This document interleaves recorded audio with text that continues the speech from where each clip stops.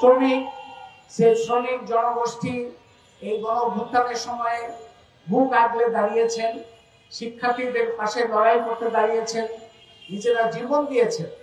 সেই শ্রমিকদের মধ্যে লক্ষাধিক শ্রমিক নতুন করে বেকার হয়েছে গত কয়েক মাসে।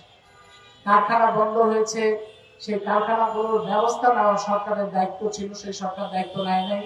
নতুন করে যে লক্ষ মানুষ বেকার হয়েছে তাদের জীবন কিভাবে চলবে সেটা কোনো ঠিক হয়। গ্রামীণ ব্যাংকের মতো প্রতিষ্ঠান, যে প্রতিষ্ঠান বিশ্বব্যাপী খ্যাত, যার প্রধান ব্যক্তি এখন আমাদের প্রধান উপদেষ্টা, সেই গ্রামীণ ব্যাংকেরও চতুর্থ শ্রেণীর যারা কর্মচারী তারা পথে পথে ঘুরে বেড়াচ্ছেন সুবিচারের জন্য। তাদের 32 বছর ধরে তাদের জীবন, তাদের কর্মসংস্থান, তাদের কাজ স্থায়ী হয় না, তারা মাস্টার বলে কাজ করছে।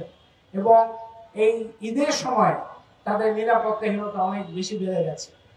শ্রমজীবী মানুষ, নারী, আদিবাসী তারা যদি নিরাপত্তাহীন হয় তাহলে বৈষম্যহীন বাংলাদেশের যাত্রা কিভাবে হবে? বৈষম্যহীন বাংলাদেশের যাত্রা মানে সেখানে জাতিগত যে বৈষম্য আছে সেটা দূর করার রাস্তা তৈরি হবে, সেখানে লিঙ্গীয় যে বৈষম্য আছে তার অবসানের পথ তৈরি হবে, শ্রেণীগত বৈষম্য যেটা আছে তার অবসান হওয়ার রাস্তা তৈরি হবে, এবং ধর্মীয় যে বৈষম্য আছে তার অবসানের রাস্তা তৈরি হবে। কিন্তু আমরা দেখতে পাচ্ছি বৈষম্যবাদী গোষ্ঠী যারা ধর্মীয় বৈষম্যের উপর দাঁড়ায়, লিঙ্গীয় বৈষম্যের উপর দাঁড়ায়, জাতিগত বৈষম্যের উপর দাঁড়ায়, শ্রেণীগত বৈষম্য যারা সৃষ্টি করে এবং যারা আরো বৃদ্ধি করে, সেই সমস্ত গোষ্ঠীর তৎপরতা আবারও বেড়ে যাচ্ছে।